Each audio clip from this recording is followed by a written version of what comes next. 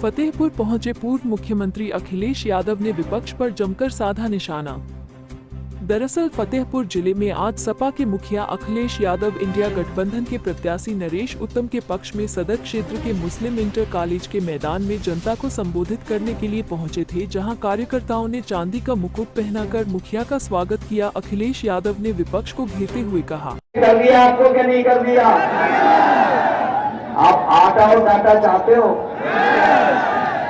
इसलिए अपना भविष्य बेहतर सुधारना चाहते हो, और ये भी तय किया कि 30 लाख नौकरी जो खाली पड़ी है उनको आरक्षण के साथ 30 की 30 लाख नौकरी में भर्ती होगी। और फौज की अग्निवीर व्यवस्था तो खत्म होगी, लेकिन उसके साथ साथ फौज की भर्ती की संख्या भी बढ़ा करके ज्यादा से ज्यादा नौजवानों को फौज में भर्ती के लिए ले जाने का काम आने वाली सरकार में होगा।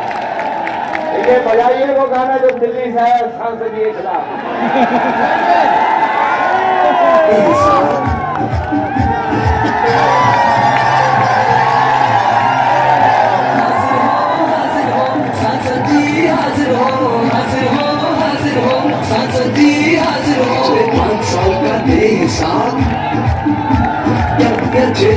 खाने के बाद 650 मिलीग्राम खाने के बाद भी इनकी सरकार में बुखार नहीं ठीक हो रहा है। बताओ घोटाला हो रहा है कि नहीं हो रहा है? कहाँ 500 mg से बुखार ठीक होता था और आज कीमत बढ़ा करके 650 mg की गोली में बुखार नहीं ठीक हो रहा। बताइए घोटाले हो रहे कि नहीं हो रहे? और याद कीजिए, पहले पार्ले जी बिस्किट पैकेट कितना बड़ा आता था और आज पैकेट कितना बड़ा आता है? केवल बिस्किट पैकेट नहीं, जाकर के बाजार में देखो हर चीज इन्होंने छोटी कर दी। इसलिए हम अपने किसान भाइयों कहते जा रहे हैं, इंडिया गठबंधन और समाजवादी पार्टी ने तय किया है कि जिस तरीके से उद्योगपतियों का इन्होंने कर्ज माफ किया है, हम अपने गरीबों और किसानों का भी कर्ज माफ करने का काम करेंगे। किसानों का कर्ज माफ तो करेंगे ही करेंगे, वहीं उनकी पैदावार को सही कीमत मिले, उनके पैदावार का उन लाभ उन तक पहुंचे।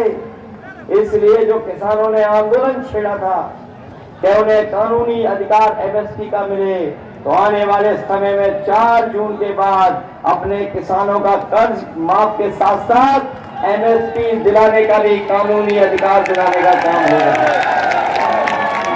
और यही नहीं, अपनी गरीब माताओं बहनों को एक समय पर जब समाजवादी सरकार थी, उन्हें समाजवादी पेंशन दिया करते थे, हर महीने पेंशन देने का इंतजाम किया था।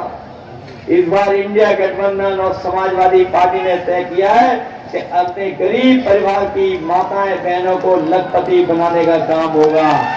हर साल उनके अकाउंट में लाख रुपए भिजाने का काम होगा। इसलिए आप सबसे हम अपील करने आए हैं, एक वोट से एक सांसद तो चुना जाएगा, सांसद तो चुनाई जाएगा, दिल्ली की सरकार तो जाएगी ही जाएगी, यूपी की सरकार भी चली जाएगी।